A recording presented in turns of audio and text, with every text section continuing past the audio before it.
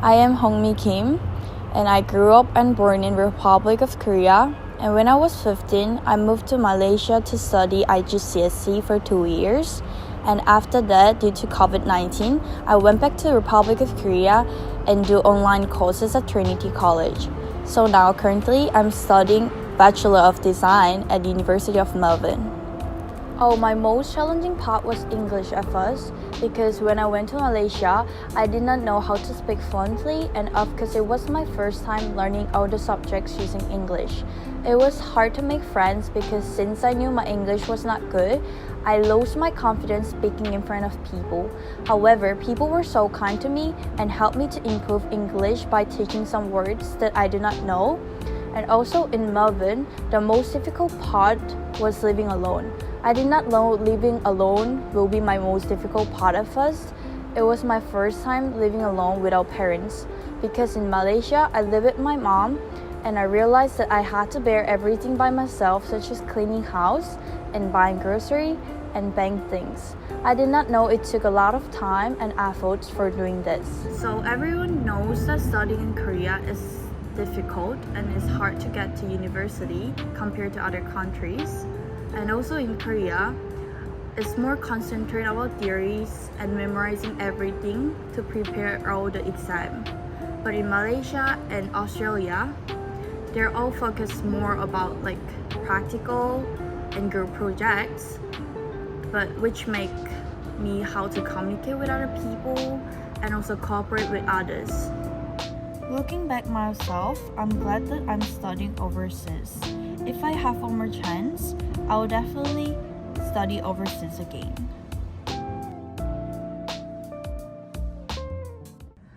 Welcome back to vlog 8. So let's talk about my reflection on my video project. Yep. So this is actually my first interview project that is totally direct film and edited by myself, and the most successful part will be coming up with the topic. Because when I first know about the task, I immediately think of talking about studying overseas. Since I'm also an international student, starting from year 9, I knew that there are lots of experience that can be shared to many people that haven't studied overseas before. And luckily, I have a friend who is Hongmi, who is from Korea, who also has similar experience with me. Myself, I study in 2 different countries, which is my hometown, Hong Kong and Australia. However, Hongmi went to like one more country than me for studying. She was in Korea until 15 and she went to Malaysia for studying in high school. Then she come to Melbourne and study university. Since she had different and more experience than me, like more different countries, I choose to interview her because I'm curious about the difference between studying in all these 3 countries and her other experiences. And my most problematic part of the project will be about the audio.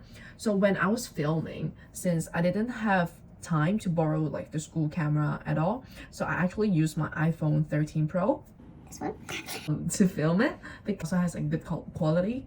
And however, when I was doing like some long shots and medium shots, even the filming, this everything is good. The audio isn't too great because the background noise is very noisy and I couldn't like really focus on her voice and what she's talking about.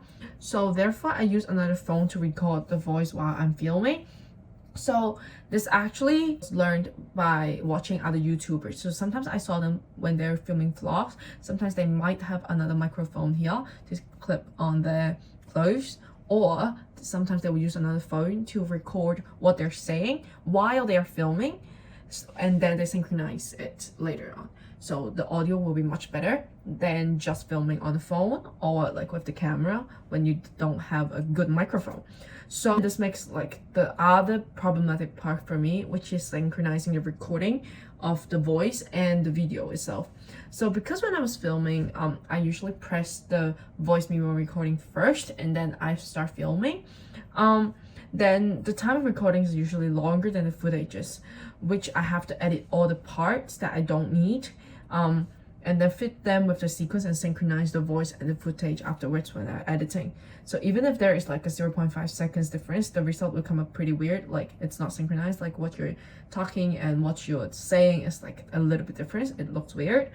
And also because my laptop is lagging so much, I spend a lot of time with synchronizing them perfectly. One key learning discovery I made in terms of creative possibilities of producing interview portraits will be letting the interviewee to say what they want.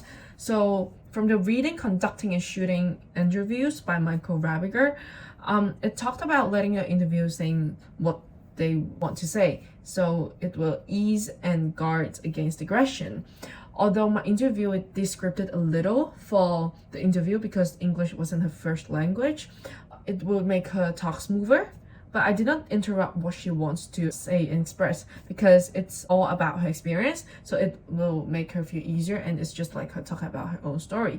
Later on, what I have to do is just to choose what I want to cover in interview and edit it. This actually makes the filming more easier and more natural. Last thing is one core lesson I learned in the production process that might be relevant to my broader development as a media practitioner will be using different shot sizes, angles, and some other footages outside the interviewing process. So maybe like just recording her typing or like, walking around. So because having more sequences can make the video comes out less boring, comparing to just putting the footage of her just talking, having some other footages will make the results look like more interesting. And taking more footages can let me edit easier since I have more footages to choose what I can include, but not just using like maybe edit like maybe just zooming or like adjusting like the frame or what. So in the future I will always remember, and I will do this as well, is to always prepare to film more different footages outside like the key interview or something, or maybe talking, and so that I can make my videos richer. So this is my reflection of the project. See you in the next vlog. Bye.